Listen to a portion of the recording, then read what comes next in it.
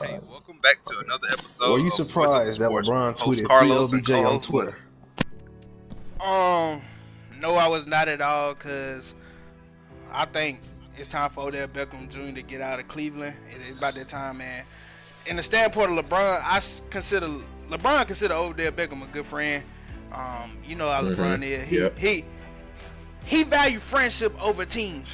Yep. He say he's a big Cleveland fan, but even though I think he's a Dallas Cowboy fan as well, but he don't speak on that. He say he's a big Cleveland fan, and just like the NBA, he went from Cleveland to Miami with D Wade, one of his best friends. Went back to Cleveland. I don't know if he considered Love and Kyrie them close friends, but after he left them, went and joined some of his other friends at AD. Now he with Carmelo Russell, good friend of his. So, in the standpoint, he knows that OBJ still has the talent, but it's not gonna be shown in Cleveland. So Yeah. go ahead. Yeah, I agree. Like you said about the friendship, and Brian valuing friendships over the teams. I used, like we said, you saw him do it with, like, when he in the NBA himself with Cleveland, leaving Cleveland and going to play with D Wade and Bias at Miami, and back to Cleveland. He left Cleveland again to go to the Lakers. And like you can see, like even right now, like him recruiting his friends, Carmelo. If I'm not mistaken, they tried to recruit Chris Paul, but that didn't work out. It didn't work. But yeah, so like he sees like him and OBJ, they're close people, as we said. He just sees that it's time for him to move on. He wants his friend to be somewhere where he can be a leading wide receiver or star wide receiver and get back to his old self. Because I mean, OBJ, he's still kind of young now. He only like 28. Like he still got plenty left in the tank.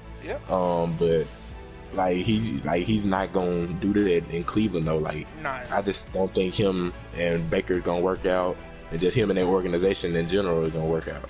No, not at all. Yeah. So like today, OBJ Kingsbury kicked him out of practice. Like I don't think it's. I'm surprised he didn't get traded for the deadline.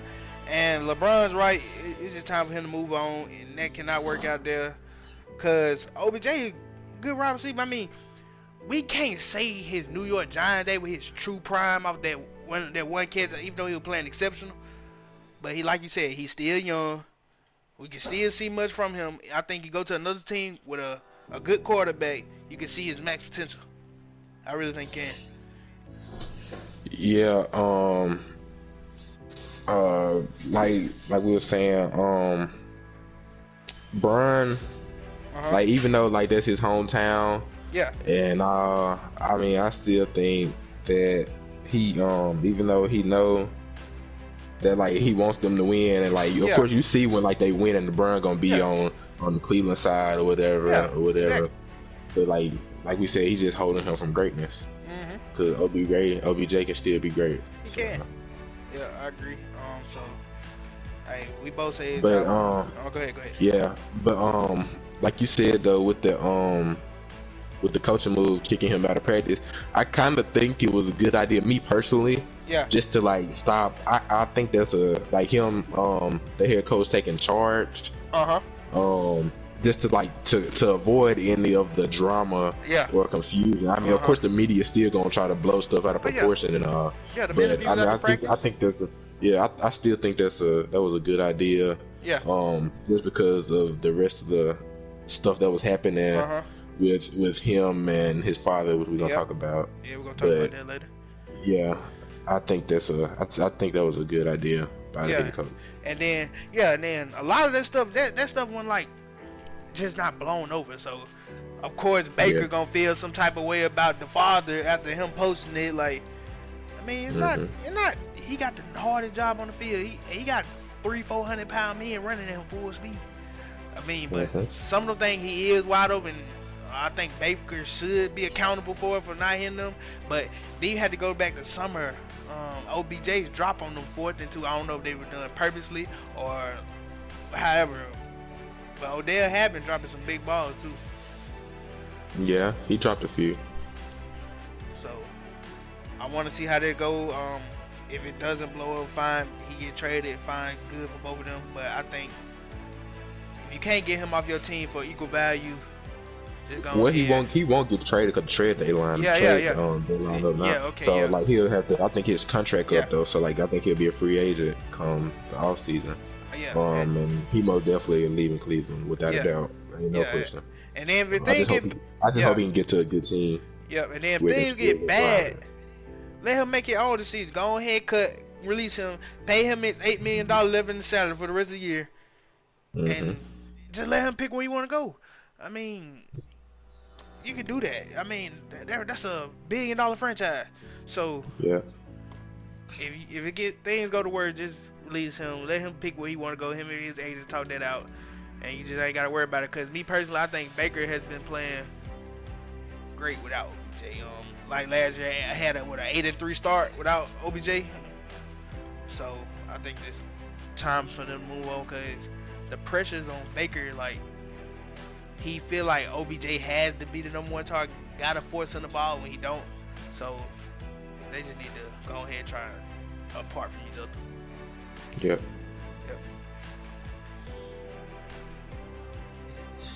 Were the Raiders right to release Henry Ruggs? Absolutely. I heard he was going 156 miles per hour, and when he came to impact on the car, he was going 127, and he was drunk under the DUI, and currently finna face up to 20 years in jail. So, absolutely. And this is a franchise wide receiver we're talking about too. This ain't no third or fourth option pick. This Darren Waller and Henry Ruggs. That we know that. So I don't think they were wrong at all. Because hey, what's $300-400 for somebody to take you home? What they gonna do to your pocket? Nothing. Yeah. So that ain't gonna do nothing to your pocket. So I blame Henry Ruggs for allowing this to happen. Prayers for the family that the woman was killed in. But that was just bad on Henry Ruggs' part. I'm telling you, even $1,000 for somebody to take you home would not gonna affect his pocket in any way, shape, or form, and he would still have a NFL job, won't be in jail, and none of this will happen. Go ahead. Okay. Well, first I'd like to say prayers to both families, actually, especially the family though of the lady who got killed. But I think they are right for releasing him because apparently Henry Ruggs, he just wasn't thinking, not a care in the world at all, and like now somebody's life is gone. And that young lady, I think she was like 23 years old or something like that. She had a future. Ain't no telling what she had going on. Ain't no telling if she had a husband or any kids or whatever. But I mean, he just like took that away from her. And took them away, took her away from them, just by flat out stupidity and recklessness. Like we all make mistakes, but this was just. You just gotta think better than that, especially as a professional athlete. Yeah, as a professional, exactly. Like you said, he was going 156 seconds before impact, and he was drunk twice the legal limit at that. So, I mean, and like you were saying, he was like 127 when he made impact. That's only because he slowed down. If he was still like going 156 or 150 around that area, he probably would have lost his life itself. He's lucky that he's lucky that he's still living right now. Exactly. And so I mean he's a gifted athlete. I mean, like you said, that's a franchise receiver. He was a multi-athlete multi-sport athlete in high school. And like he was one of the top receivers when he played at Alabama. And I mean, I don't know, like, if it was just the NFL hype that was getting to him, or like him just living a life a little too hard or whatever. But like, he got to be smarter than that, especially as a young black man in America. Like, it's already a target on his back, and then plus him being a professional athlete. So like, it don't make it any better. And like, now everybody is gonna just like ride him dry. The NFL, everybody in general. And like, I'm pretty sure his career most likely over. And then I don't know if he do have a bond or anything to get out of jail. I'm pretty sure he's gonna end up have to do 2 years in jail just because he was DUI, then a life was lost. So I don't know how much time he will end up getting off his trial or anything. But I know right now he's facing up to 20 years. And then, like you saying, this dude was good. I mean, he wasn't having a spectacular year this year, but he had 24 receptions, 400, almost 500 yards with 2 TDs. That's not.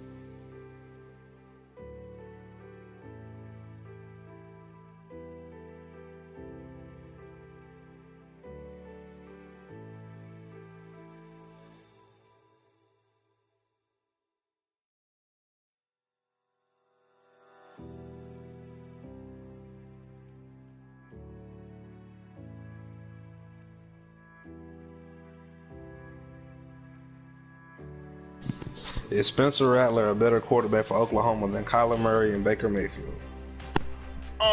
If you gonna speak on Oklahoma, I do not know. But if you want to talk about NFL resumes and soon to come, no. But Spencer Rattler, he's not playing bad. 1,500 yard, 11 TD, 5 interceptions, 71 QBR rating. But you had to go look at Baker's and Kyler's Oklahoma resumes as well. So you got Baker with 4,000 plus yards, 43 TDs and 6 interceptions. Then you got Kyler with 5K plus yards, 50 TDs and only 14 interceptions. So both of these resumes were not bad at all, but you had to go look at me personally. I think this is one of the top defenses Oklahoma's had in a while. They're with the elite. Ain't they still 9-0 if I'm not mistaken? I believe they got. No, they are 9-0. Yeah, they are. Yeah. So in a playoff championship standpoint, I think Spencer's doing great. On his offense is good. He's a nice, strong arm, can run out the pocket just like Kyler can. I don't know if his arm is stronger, but I don't think he's accurate than Kyler.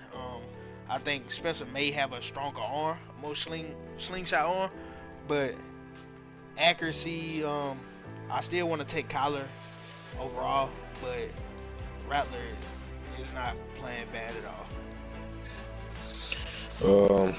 I'm gonna be honest, I really don't like Spencer Rattler. I think he overrated. So I don't think that at all. Like when you look at it at the end of the day, Spencer Rattler, me personally, I don't think he's gonna be a #1 draft pick, and he's not gonna be a Heisman winner. Especially like as long as he got to go against Bryce Young, and then he's not even a starting QB on his team no more because Caleb Williams took over. Just because, like he's not playing up to the level is like the hype he was getting. When we came into the season, he was like the front runner for the Heisman. Now look at him, he's not even in the race no more. And that's part of because he got his job took by a guy named Caleb Williams who's doing way better than him. Now, like you said with Spencer, he got about 1,500 yards, 11 TDs, 5 interceptions. Caleb, he got 1,200 yards, 14 TDs, 1 interception. But like he just like to me, Caleb Williams is more efficient. He can move with his feet. Kind of like similarity to Kyler and Baker, honestly.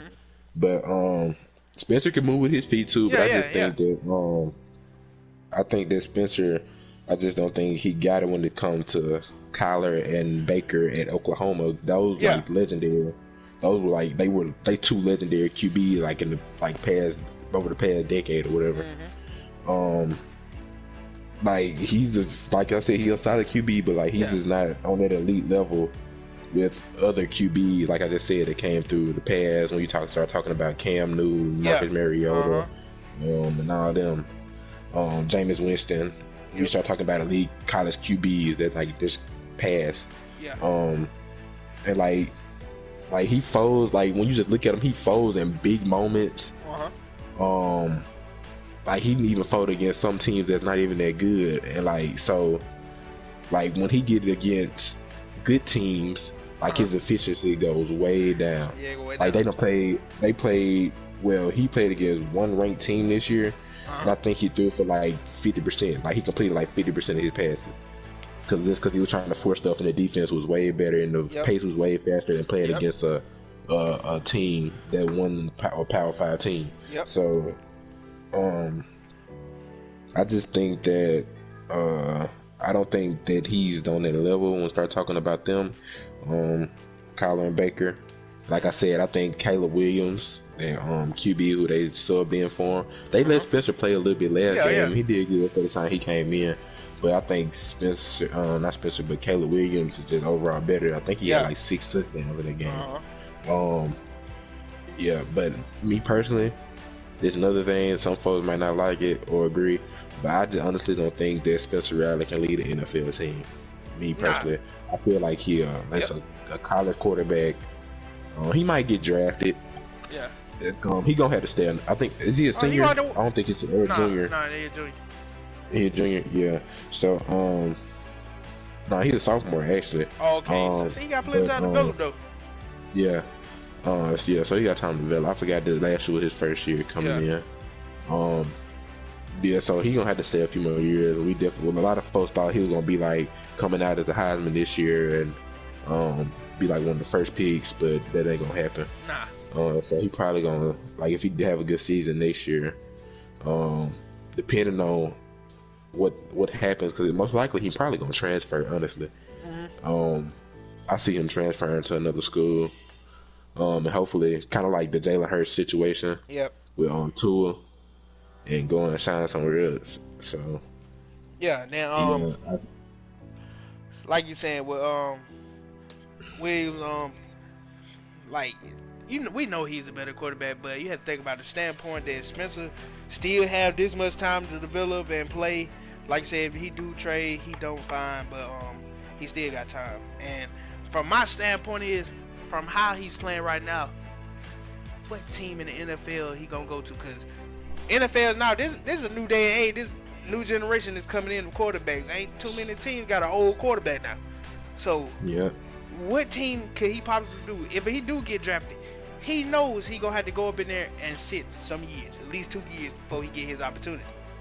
So or wait for a QB to get injured or something. Yeah, so, but God forbid not. But yeah. But he know he gonna have to wait, learn defense, learn offense, mature as a quarterback. So I don't, if he, like you said, I don't see him get drafted high. I mean, maybe he'll go first round, maybe not. But I don't see him. But he got 2 years. I think he's gonna stay he got 2 more years to stay in college. But we had to see from then. Yeah, but I just don't, like I said, I just think he overrated.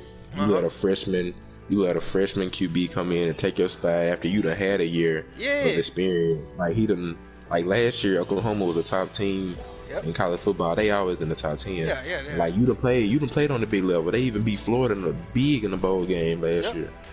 You know I'm a Florida fan. I hate that. Yeah. But they beat Florida big, not barely beat them, but big in the bowl games. Like you done played on the high level and in the big moments, and you done let this guy, this QB, freshman QB straight out of high school, come in and take your spot.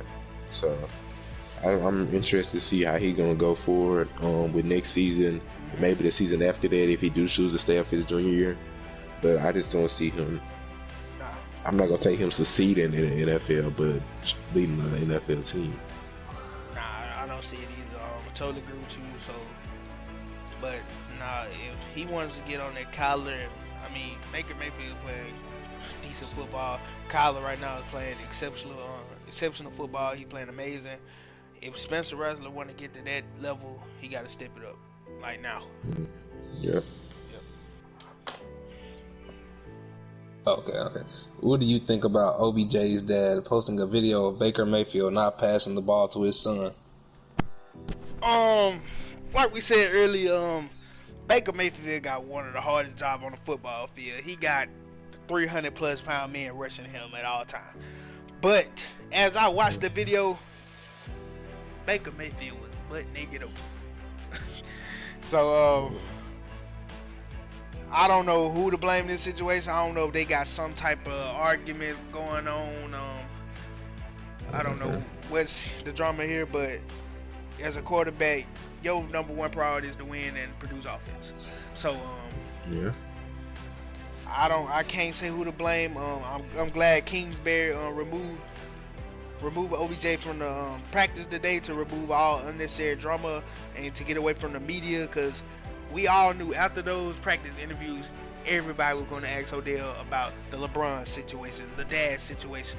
It was going to be a constant, no-ending situation, and you don't need that drama around your facility right now. As a coach, he did right. He knows that his number one priority is to win football games and try to make the playoffs. So I can't say who to blame. I don't know your takes on it, but I can't say who to blame right now.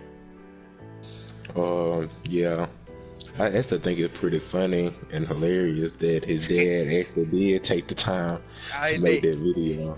It's like all three of them being grown men, and like you actually took the time to do that for a professional NFL professional team, knowing that it's gonna go viral. So that was pretty funny. But you know, his dad did play on LSU football. You know what I'm saying? At least it showed that his dad do care. Yeah. Like he gonna ride for him no matter what go down. But I do think that like that was professional business. I think he probably should have stayed out of it though. Honestly. Like the video showed like it don't lie. Like it ain't lying. Like there was a lot of times he missed Odell. Underthrew him, overthrew him, just didn't hit him when he wide open in soft zones and coverage. Yeah. But I think he still should have stayed out of it though. Like him, like I said, they all grown men. Odell grown, 28 years old, almost 30 years old. Like he should be able to handle his own business and hold his own. Yep. And like control his counterparts too. Like in a situation like that, like his dad and anyone else who like got something to say or trying to bash the organization. But yeah. So like I said, like although it's funny to me, it's kind of petty and childish too. But yeah, like I said, those a lot of those like we talked about earlier. Some of the times Odell has dropped balls. That like they cost him. Some of them some of them there's a few maybe one or two that he probably just dropped that he should have caught. Yeah. But like some of them like they say he dropped. I mean, some of them was good coverage. Yeah. The one particularly one of the ones on like that 4th down situation against the Cardinals. When Robert Alford came up behind him and hit him while he was at the line at the 1st down marker when on the slant route. Yeah. I mean, that's kind of good coverage. I mean, he put a good hit on him. I mean, he had like you could tell Odell was gonna catch it, and then like he hit him. I mean, contact. I mean, even though they are NFL players and they got hand, I mean, I still don't think he was gonna get that 1st down. No way. But like, I think he's still kind of short, like a few inches or whatever. But I mean, like you just can't just like blame all that on him. Like when it comes to those drops. And some of them were in real tight coverage, and like some of them on some of those plays I was looking at on that video. I watched the video. Baker, I don't know if Baker just didn't see him or like a lot of times Baker was running for his life too. So I mean, you just can't blame it on him. Like, yeah, he is supposed to keep his eyes downfield as a NFL QB. But like sometimes when you're under pressure, you just gotta make other things happen or just dump it off or something. Like you ain't always gonna be able to go deep. I mean that starts with the protection too up front. So like you just can't blame it all on Baker or blame it all on Dale. So like they go to like the offensive line too, and then like the coaching schemes too, whatever. You don't know if Odell the first option or what Baker first read gotta be. So I mean, and then sometimes like on some of those plays where they did say like where they put on that video where he said Odell was open. Some of them, those were pretty tight coverages. That was soft coverage. Baker probably didn't want to throw a pick or whatever, and like some of those balls could have got jumped. Not gonna lie, Baker did throw it. So like I said, I don't want to blame all that on Baker. Don't want to blame it all on Odell. But I think they need to just settle their differences, even though I know it ain't gonna work out for them as far as going to be on the same team anymore. That's pretty child. Like the whole situation just pretty childish. But like I said, like we talked about before in the past, like you never know what's going on in the NFL locker room or just personally outside of the organization. Like you don't know what's happening. So we can't speak for them as far as that goes. But like this where they make their money. Like they gonna have to like they grow up. And, And then speaking on the level of maturity, only reason I think this problem is so bad because everyone thinks, and his dad perception so think Odell still has a prime, still never been in it long. Like for example, you see Keenan Allen and Mike Evans, they will take pay cuts. They don't mind not getting the ball as much as they used to. They don't mind that because they're worried about winning instead of stats. Everybody know they done had their pride. They know how good they are. Everybody know how good Keenan Allen. Everybody know how good Mike Evans is. Everybody know how these veteran wide receivers are. There's in the 30 plus. Just because he's 27, 28 years old, his father thinks he still got prime. He still got. He might not be wrong. Odell has great talent. I believe he would be a number 1 wide receiver. He goes somewhere else and play, but you have to think about it. He still got a fast receiver in Landry. Other receiver, he still got Njoku is a good big tight end. I'm breaking records as a tight end with the Cleveland Browns. So, and then you got the two-headed Chubb and Kareem Hunt. I mean, worry about winning. Quit worry about stats. So they need to just mature up. I'm glad Kingsbury stepped up and being the bigger man in this situation. So Kevin Stefanski. Yeah, my bad. Excuse me. Kingsbury, that's the Cardinals coach. Yeah. You can't disrespect us like that. We like that. But yeah, like we did say, I'm glad that that Stefanski stepped up, and like just like somebody had to step in, and because I feel like if they did let Odell stay at practice, it could have ended up kind of like the Ben Simmons situation, honestly. with NBA. So yeah, I think that